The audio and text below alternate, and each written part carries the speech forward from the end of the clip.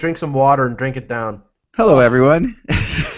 We are live right now from New York. Live from New York. It's Saturday night. Yeah.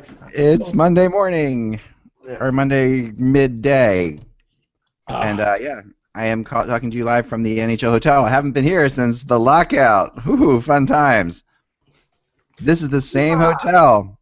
This is the same exact hotel where we had that great day where Donald Fear said the lockout's over, and then Bettman and Daly walked over and said, "No, it's not. That's ridiculous." You're live right now. Hold on. From New York. Live. Is that you? I'm just smelling this chicken, so don't mind me.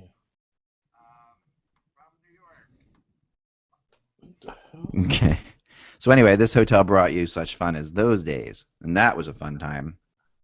I did what you've done. I had the I embedded the live video on a separate blog, and I left the window open, and we were getting the 7. Yeah, these things happen. I know.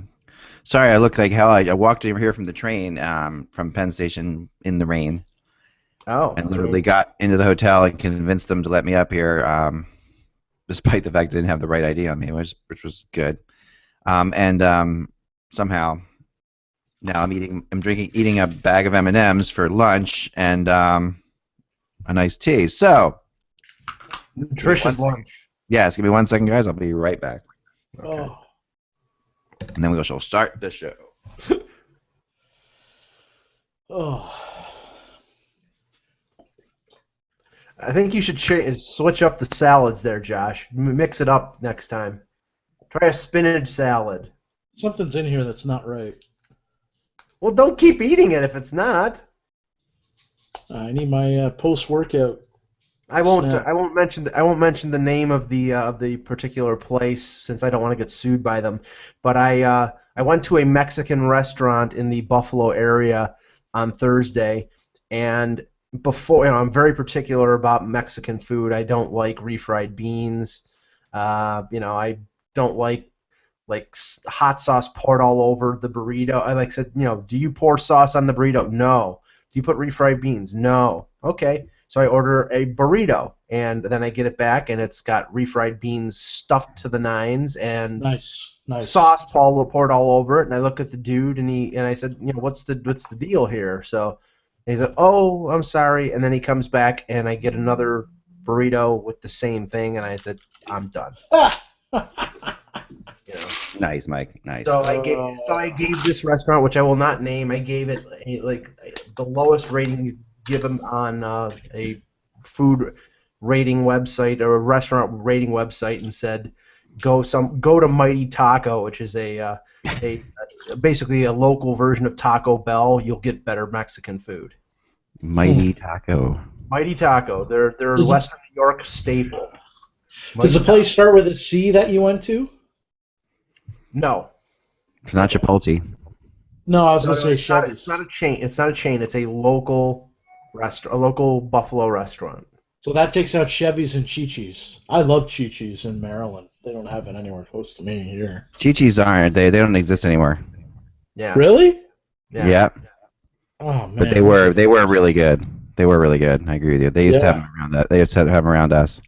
Yeah, with Don Pablo's was the chain around here. It was a chain restaurant that was pretty decent, but that's gone too. So, anyway, enough for the Mexican restaurant portion of the Hockey Buzzcast. So there's two kinds of days. Steve Simmons is now following me. Who is? Really cool. Steve Simmons. Yeah, Steve's a good guy. Yes, he is. There are two kinds of days when you travel on Amtrak. There's days when it doesn't suck like you're being put through a train that's really a bus, and then there's other days. Mm-hmm. That was today. So, Ah. I love Amtrak. Normally Amtrak is the greatest thing ever, but today, not so much. Okay, Steve Simmons doesn't know how to use Twitter. What? He direct messaged you and he sent it to everybody? Yep. At Josh Rimmer Hockey, do you have numbers for any of the Sutters? Brian, Brent, Rich, or Ron? Ron was 14. He works for TSN. Well, Ron was 14. Don't Rich make was fun of him or he'll unfollow you. Yeah. All right. Let us begin. Ready? Okay. It is Monday, June 9th. It is Monday, June 9th. That's the day Game 3 is. All right, here we go. What a coincidence! And you're in New York, too. I know. Gee. What a coincidence. This is amazing. All What a right. coincidence. This worked out so well. We can't even do. All right. Hello, Hockey World. It is Monday, June 9th, 2014. I'm Michael Agello. I'm Josh Rimmer. And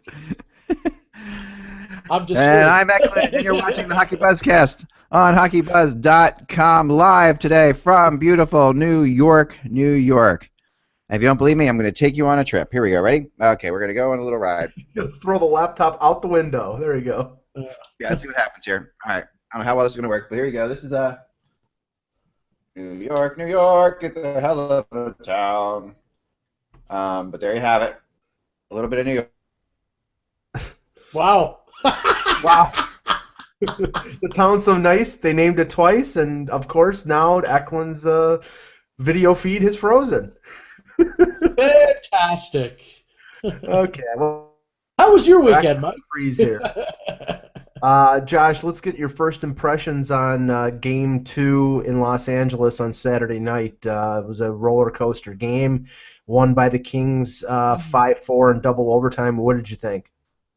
Well, Mike, once again, it was a repeat of what's happened the last couple of games. The LA Kings were down by 2 goals, although this time they came close to tying it, but then the Rangers scored again to make it 3-1, but the Kings still came back and won this game. It's funny, and I've been saying this for weeks now, is that the Kings don't play well until they're down. I mean, I don't know what happens if they just like to come from behind or whatever. I've never seen anything like this by an NHL team in recent years that has been able to do this 3 consecutive games dating back to the Chicago Blackhawks series where the Blackhawks were up by 2 goals and the LA Kings came back and won. It's kind of it's unreal. I mean, that's the word that comes to mind. Something that you wouldn't expect from a hockey team every game. Yeah, and Eck will be back in a minute. I think he's just logging off and logging back on. Yeah, I mean, this game was full with a bunch of controversies, a bunch of, I would say, questionable officiating calls, which we'll go over with Eck in a minute.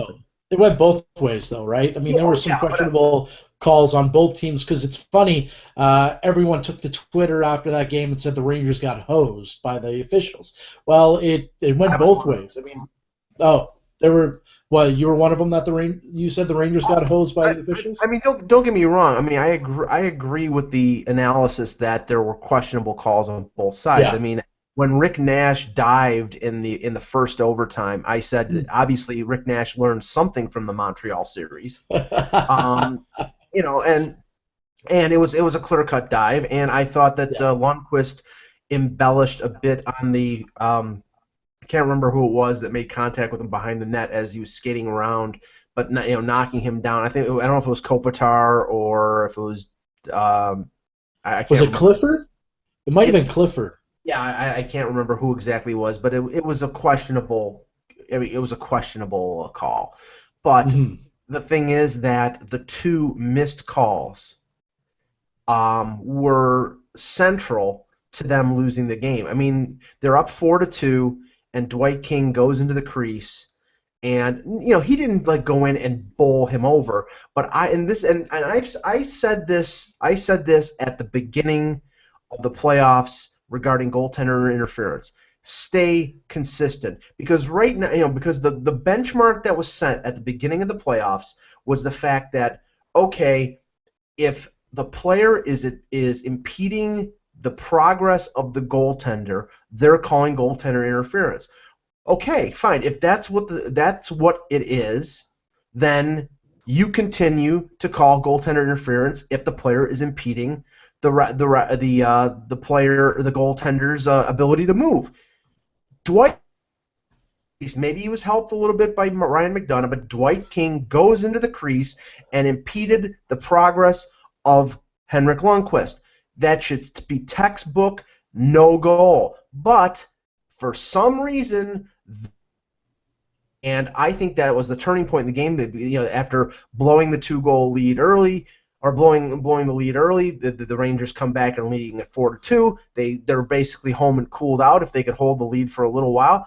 The Kings get that goal. They come back, get Gabrick's goal, and then it's over with. And then in the overtime, and we'll talk about this. Ak is back. Sorry, Ak. No, you're fine. Keep going. It's fine. I'm with you. The NBC replay showed clearly that the puck went over the glass without deflecting off the net, without deflecting off. It wasn't deflected from another stick and deflecting off the mesh. Nothing. It went clear out, and no call. And I made the comparison, being in the same city in a similar situation, that was the Kerry Fraser moment of the Stanley Cup Finals, because the King, if you remember, the Gilmore high stick, and less than a minute later, I believe, Gretzky scores the winner to send it back to Toronto for Game 7. Here, I think it was a minute and a half later, Dustin Brown tips in Willie Mitchell's shot.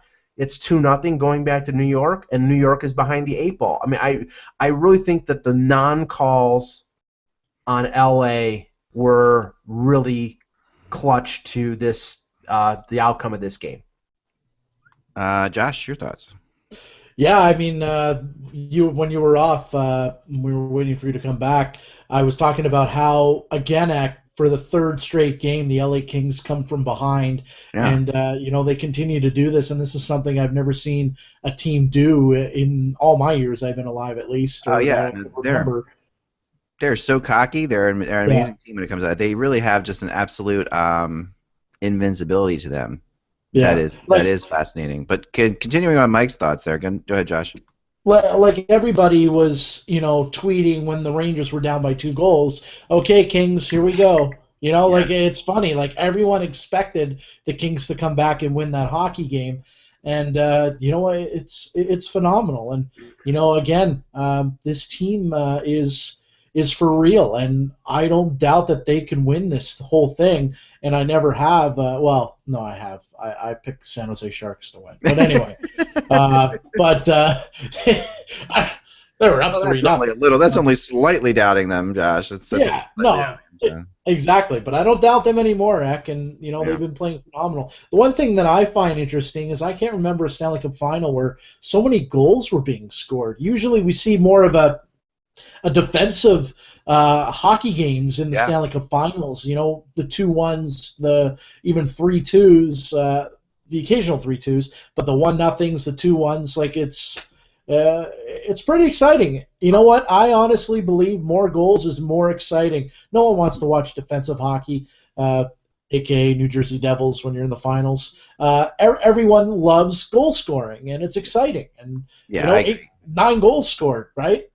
Right, and I mean, there's a lot of desperation going on, which is what you're getting goals from a lot of and both teams are throwing everything at the net, because that was definitely the scouting report on these goalies. So you're getting that. So you're getting a lot of interesting, weird goals scored. Like the first goal the Kings got the other night, where Lundqvist tips it past Klein.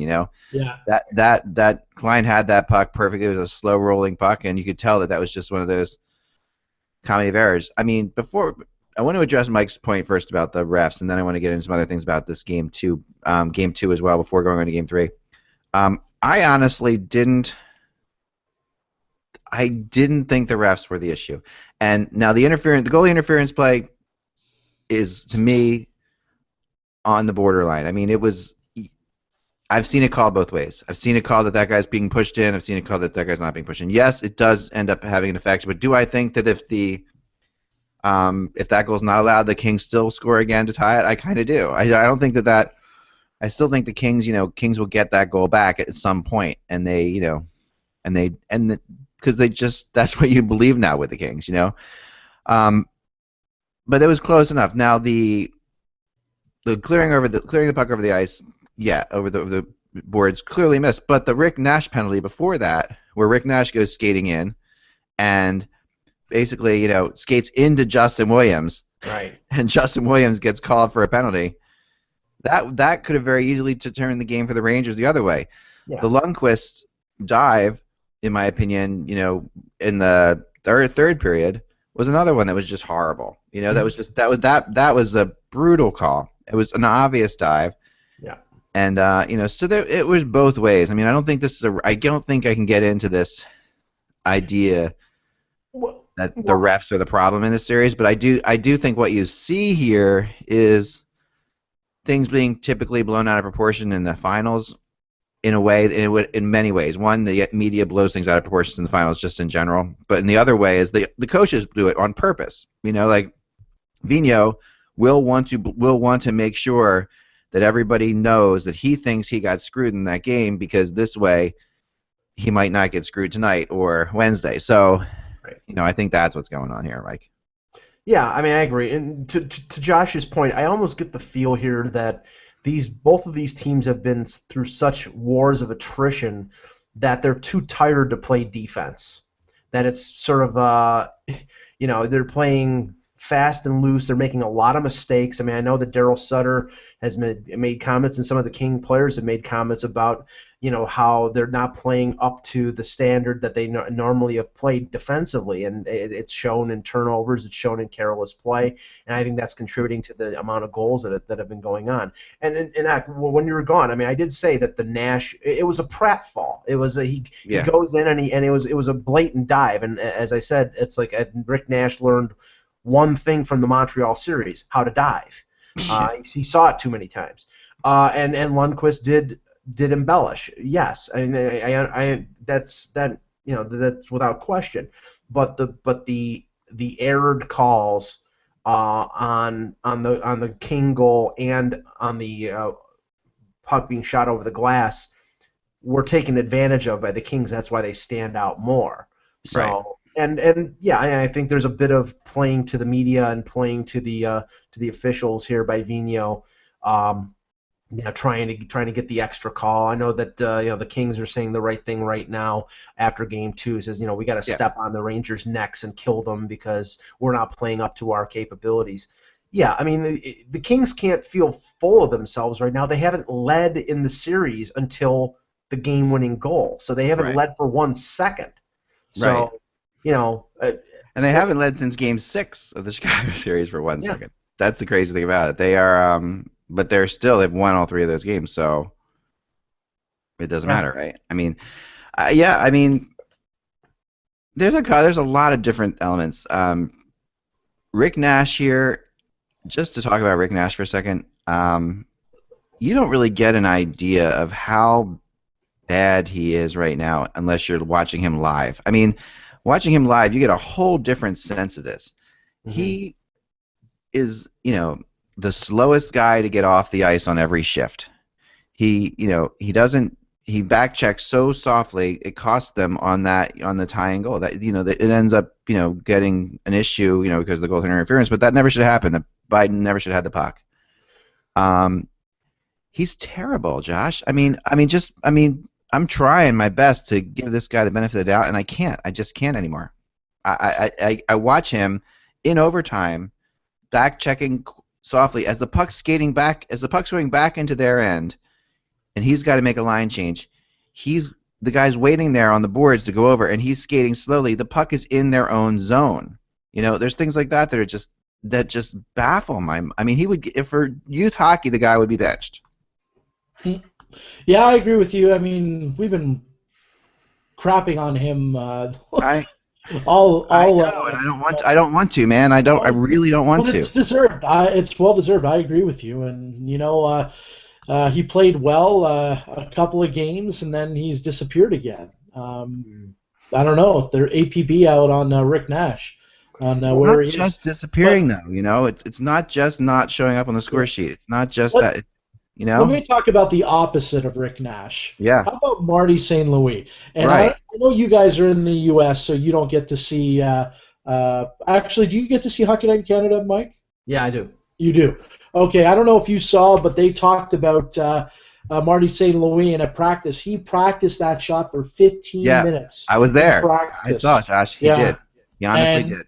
And when he scored that, that's the first thing we all said. that's a guy that works his ass off, Mm-hmm. and he's a big reason why the Rangers are where they are. The guy, the old cliche, give it 110%. He does. He gives it 180%, 200%.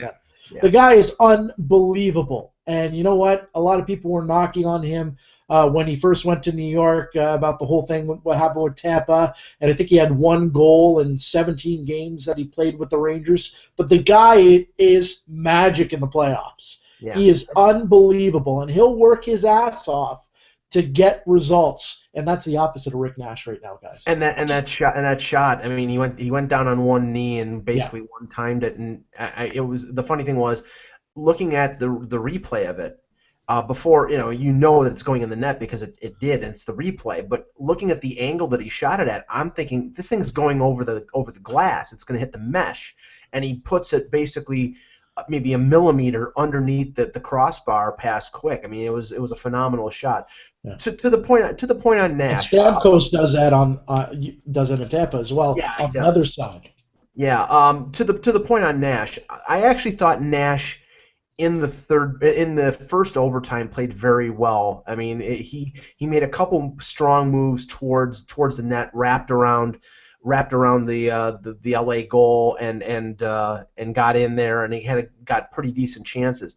But the thing is, that's few and far between with Rick Nash, and it was almost the fact that everybody had played 30 minutes a game at least on the Kings defense, like Doughty and Mitchell and Voyanov, and everybody had slowed down to the pace that Rick Nash was at, so he was able to actually use his power moves, whereas fresh first and second period of the game, he's just too slow to be able to do that. And if that's the case, I mean, we talked about it before. Brad Richards, Rick Nash, compliance buyout. I mean, if it's a race, it's Rick Nash right now. I mean, it's Rick Nash by a lot. I mean, it's not even close right now. It really isn't. I mean, right now, Rick Nash is the guy. It has to be because look at $7.8 million. I mean, he makes more than Richards, for one, and yeah, it's kind of absurd. I mean, they'd be better off compliance buying out Rick Nash and re-signing Ryan Callahan. I mean, not for $7.8 million, but at least I don't think that's going to happen. I think I'm just talking out of my what. But I mean, I'm just saying that it's very possible to do something like that because Rick Nash really isn't contributing a lot. Yeah, we're joined by Julie Rubenheimer. Hey, Jules. Hi, guys. Hello, Julie. Thanks to whoever called me and let me in. Yeah, I tried a couple different ways. No, the call worked, so okay. I appreciate it. All right, good. We're just discussing Game 2.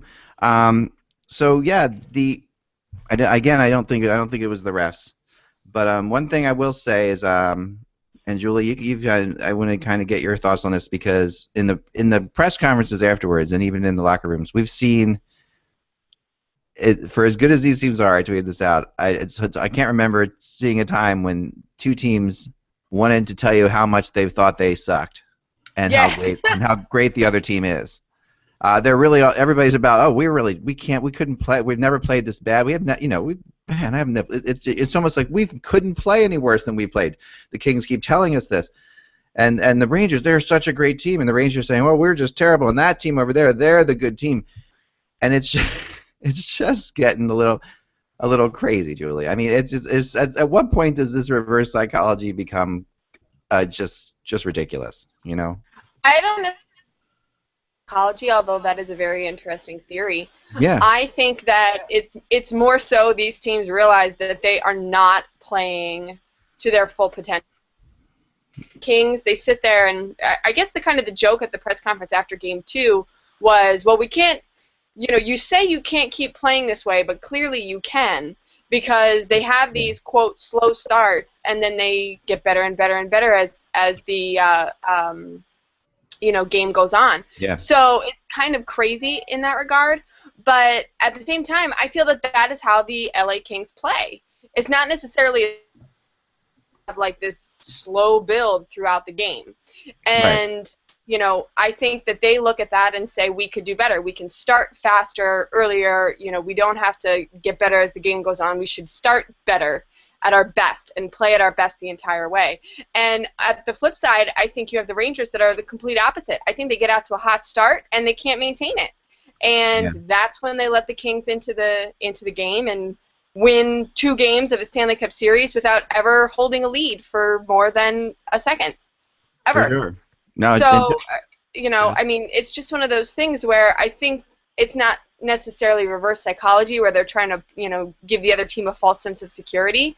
I think it's them realizing that they are not playing as convincingly as they would like. And I wrote about it in my blog, and I've been tweeting about it because I would love, as a hockey fan, the hockey fan in me would love to see every game of this series go to overtime. But the hockey purist in me wants a convincing, this is my Stanley Cup, and I'm going to go out and win it kind of performance from one of these teams. And we're not getting that.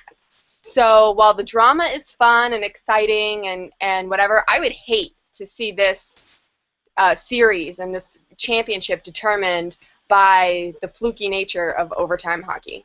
Yeah, no, the goals in overtime, are it's anybody's guess. I mean, the Rangers hit the post in overtime, and we've seen this before. It's that we're one post away from the Rangers, coming home to try to get a stranglehold on this series. So it's Heck, crazy. We're 2 posts away from the Rangers being 2-0. Right, exactly.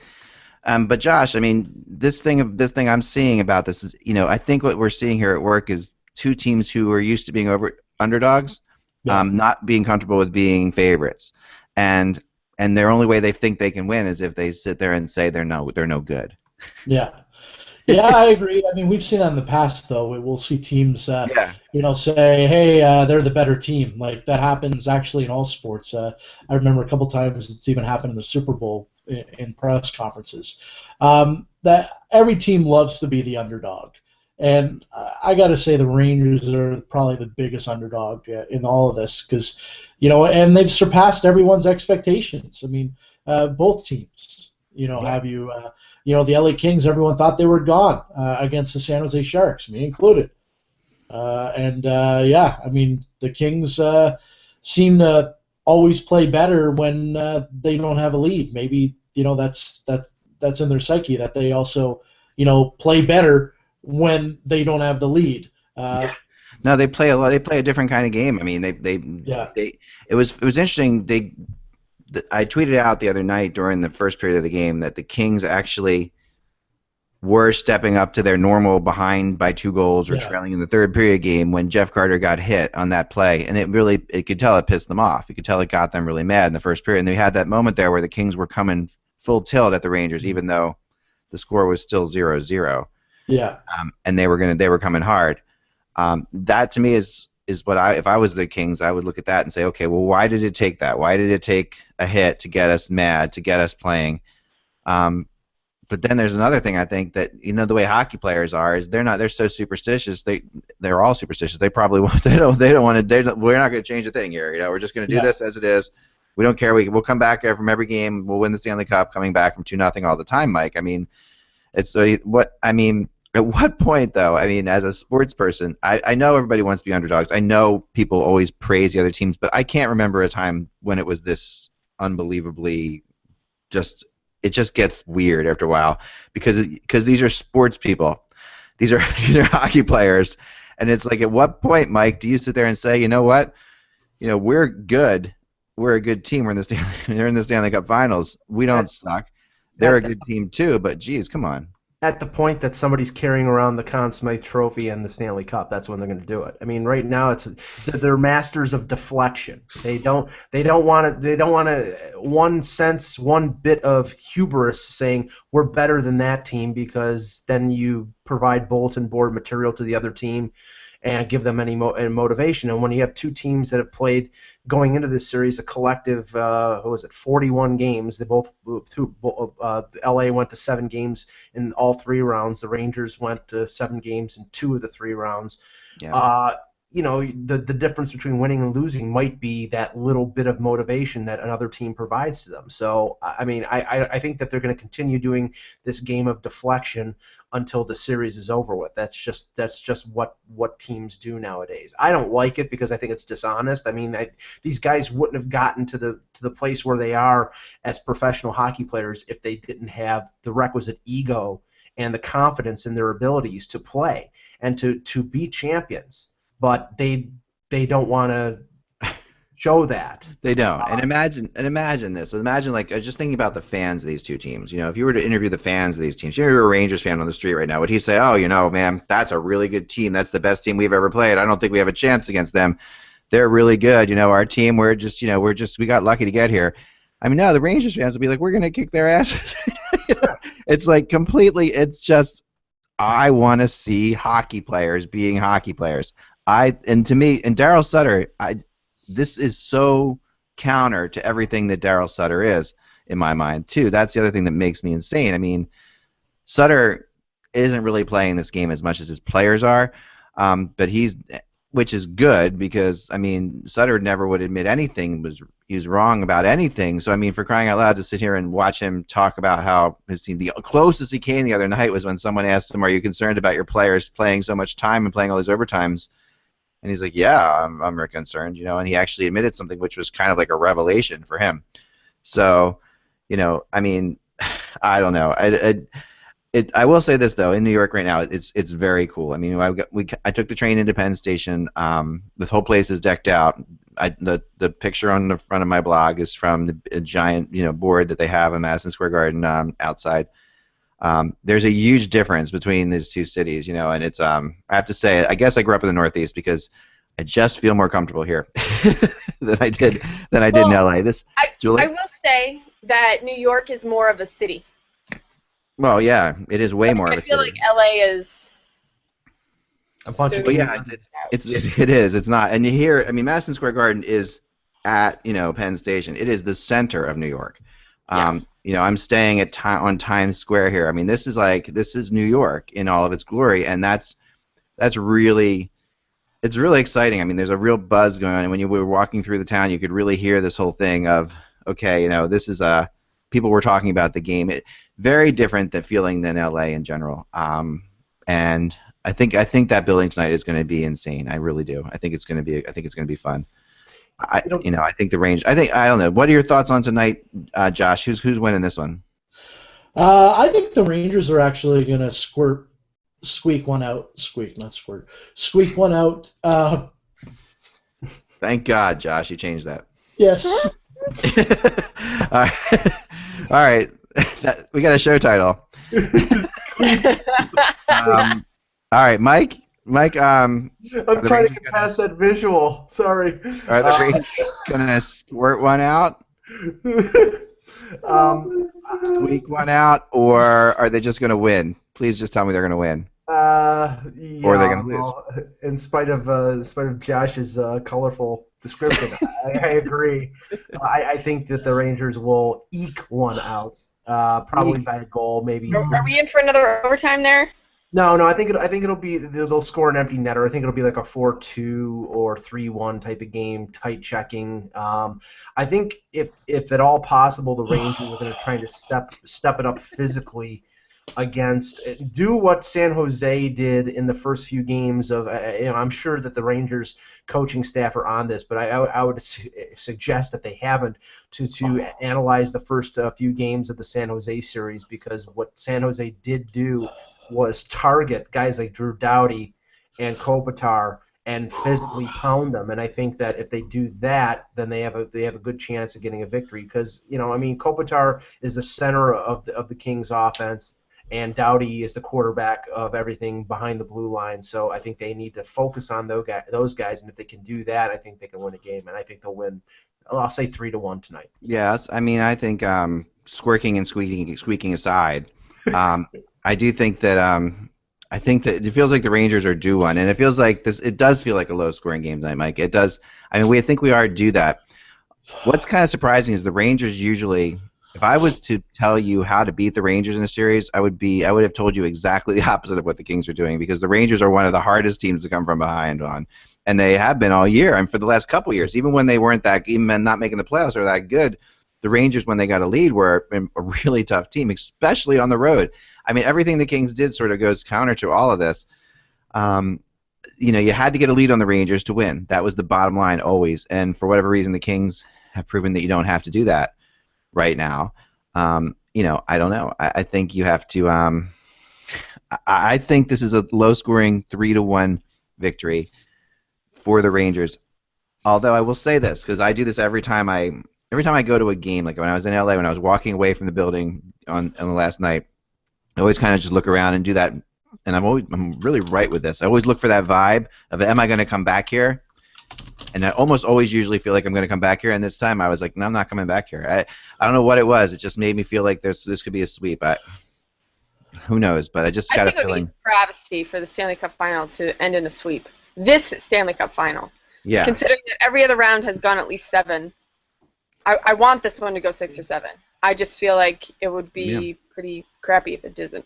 But I will agree on the sense that this is a low-scoring game because both Quick and Lundqvist are known for ridiculous performances after allowing, quote, a lot of goals. And the fact that there were 9 goals in the last game is pretty absurd considering these are 2 of the best goaltenders in the world. So I think both of them are going to come back and really just lock it down, be 100% in the zone. I mean, we could even see a 1-0 game, which would be hopefully ridiculously amazing. Yeah. But I'll agree that I think it definitely has the potential to be low scoring. And I think you're going to see the kind of performance from, I want to say definitely Henrik Lundqvist, because I think he feels that he let that game go away from them. So I think we'll see, that Game 7 against Montreal kind of game face out of him. And, hopefully it will be a good one for the fans at Madison Square Garden. Yeah, I mean, I don't know if the Kings have faced anything like they're going to face tonight as far as away crowds go. I mean, Chicago is a good building. It's a really good building. It's a really loud building, but it's not MSG. There's something about the buildings like MSG and the Wells Fargo Center and the Boston building there's a different level there. It's a really old school Eastern hockey feeling, and I think this is going to be that the Kings haven't faced anything like this. When they won the Cup against New Jersey, they never faced anything like this. Well, the other thing too is that the crowd at MSG is almost like right on top of them. Yeah, which is a different. It's unlike most arenas. I don't know that there's any other arena that's quite so. Maybe the Coliseum in New York on the island. Yep. But most other arenas are kind of it's bowl seating, but this is kind of straight up and down, and everybody's on top of you, and even the first level is higher up on the ice, So it will be different, and I expect it to be rocking. So.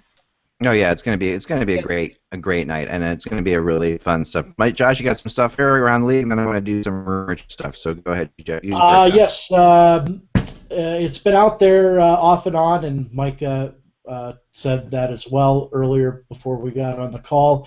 That word is on the street in Phoenix. The new assistant GM is going to be Darcy Regier, the former Buffalo Sabres general manager. Also, the latest on Dan Boyle. He's still not talked to the Islanders. My source is telling me that he does not want to go there. Big surprise, guys. I mentioned that last week. A lot of guys don't want to go to New York. Boyle wants to go to a contender.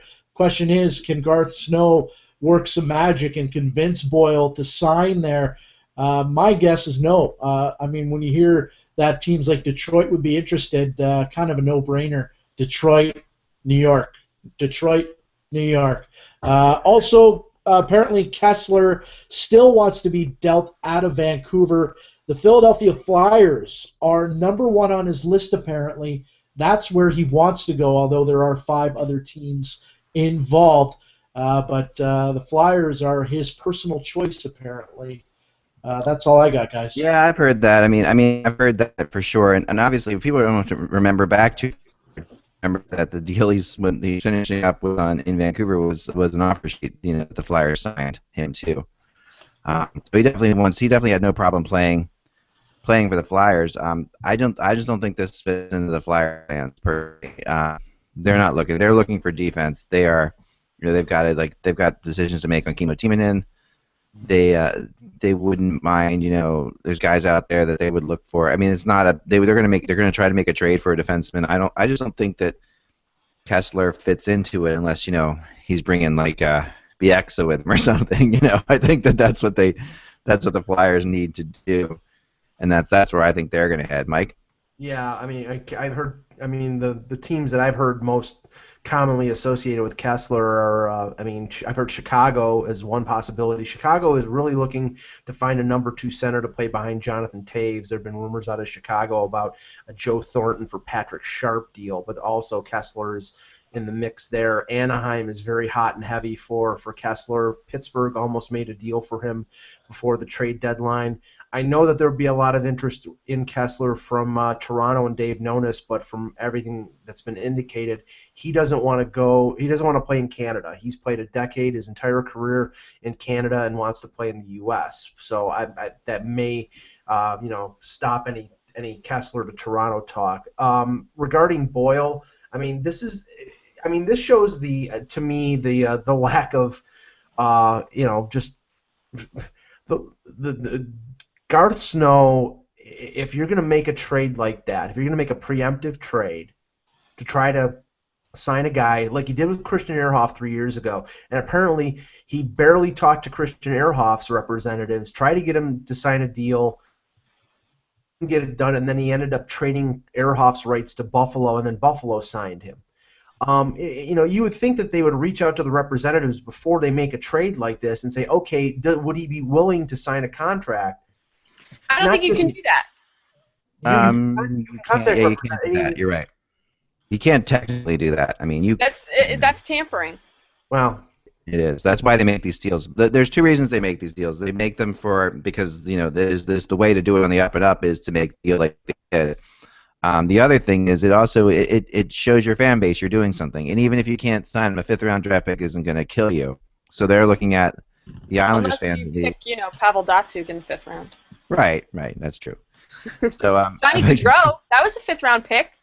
There are definitely good 5th round picks, but the Islanders are safe here because they can, this is something that they can do that they sign to lock. The Islanders have been doing some things in the off season here because there's obviously an issue that they've got to sell tickets. They know where their problems are. I've got my 6 teams. I got my rumor chart up, guys. So here it is. A little taste of it here. Don't look too soon. Don't look too long.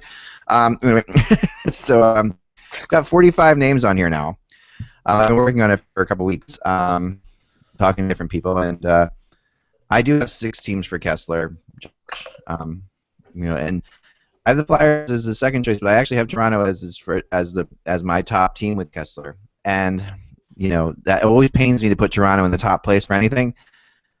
But I did. But following the deadline last year, and then what happened during the season, and talking to people, I think that right now, this could all change. The way the rumor chart works, for those of you who don't know, it's not like what I report on the website are the rumors I hear. The rumor chart is basically combining all the rumors I hear into just my own speculation as to where these guys could go. Right. So it should probably be called a speculation chart, to be honest, because that's really what it is. And it's just something like and in a way I can put some other things on here because I might not be able to talk about some teams with some players, but if I can just slip them on here, it's no big deal. Well, so I do that sometimes too. So Kessler, I have him with Toronto, Philly, New Jersey, and the Islanders. I think the Islanders will try to get involved in this one as well. Anaheim is a team to look for with him too, and as are the Hawks. So those are my 6 teams. Like one of the players that I'm really looking at today too. I have Dion Phaneuf on here. I have Spets on here. I have Gagne on here. And Hemsky. I do like Detroit with Boyle. I did talk about that before. I think that's a good possibility. Spezza, keep an eye out for Anaheim with this one because this is what I was told from a really good source over the weekend out in LA that Anaheim's going hard for this kind of player, and Spezza is the best that they can get. And Anaheim wasn't happy with the way things went down against LA. So well, remember they cleared cap space to try to Yep. get Vanek. They did, and I think their thinking is now, Vanek is not their target. Yeah, and So they've got space to get at Spezza. Spezza, I could see Spezza going there and being okay with it. I've also heard the Kings have interest in Spezza as well. It's that could come down if the Kings were to say clear space with Mike Richards, which I think would be the wrong thing to do, but it could happen. And then finally, I've got a bunch of guys on here, but a lot of them we've talked about before on the show. But what's interesting on this rumor chart, though, is I was noticing on here, and I don't really talk about the range. I won't talk about players and rumors about them until they're done playing. But you're looking at some key UFAs that the Rangers have in Boyle, and Puyat, who Anton Strawman as well. I mean, Anton Strawman, who is not even on here. So I've got Boyle, Puyat, Rick, and I've got Rick Nash because I think he could be bought out, and where's that going to take him? Don Moore is on here too. This is there's some key that you're looking at really forwards that are all playing right now for them. So that's a lot. I mean, that's a lot of players that they have that they might not have next year. And if they get rid of some of those space, and if they get rid of Nash's cap space, maybe they could get in on Spezza. That could be a place that they might. I mean, they've always liked Spezza. They tried to get Spezza. When I was told long ago, when the Rangers made the famous McDonough trade, with Ottawa, that ended up being one of the worst trades they could have made, or Ottawa could have made. Right? Was it Ottawa? No, it was Montreal. Right? Montreal. Right. As Montreal was making that trade, there was we all thought it was the stupidest trade on the face of the planet. Yes. There was another thing going on in Ottawa where the Rangers at the same time, this was all during trade deadline. This is why the Rangers were talking hard with the Rangers about getting, the Rangers wanted to get Spezza at that point, and the Sens just said he wasn't available. But I think they could get back into it. I haven't heard much about that yet, of course, because they're still playing, but we'll see. That'll be good. So there's a lot of stuff on the rumor chart. Check it out on Hockey Buzz. I change it all day long. Whenever I hear anything, I go in there and I make little tweaks and stuff like that. It's a lot of fun. It's one of my favorite things to do, and it kind of feels like like it's the peeps of Hockey Buzz that comes by just a couple times a year, and you can eat them, and they're like Girl Scout cookies of Hockey Buzz or something like that. They don't exist all the time. Josh? Couple things. Tenorby in New Jersey is signed in the KHL, and I have a stat that will blow your mind. All right, I'm ready.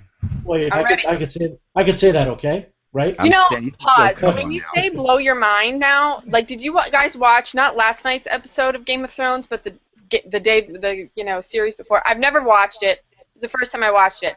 And now all week when somebody says, "Oh my God, it will blow your mind," all I can envision is that thumb in your eyeballs, cracking your brain. Spoiler! Don't do it.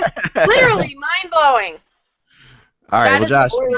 I'm watching break. Don't do that to me. Just surprise me. Okay, let me touch on a couple things. I can't blow everyone's mind yet. No, Josh, go ahead. We're up for you. We're ready. Okay, Jonathan Quick has never played an NHL game at the Garden in New York. Really? He started 5 games against the Rangers, 4 in LA, and 1 in Sweden. I know they played in Sweden. Yep.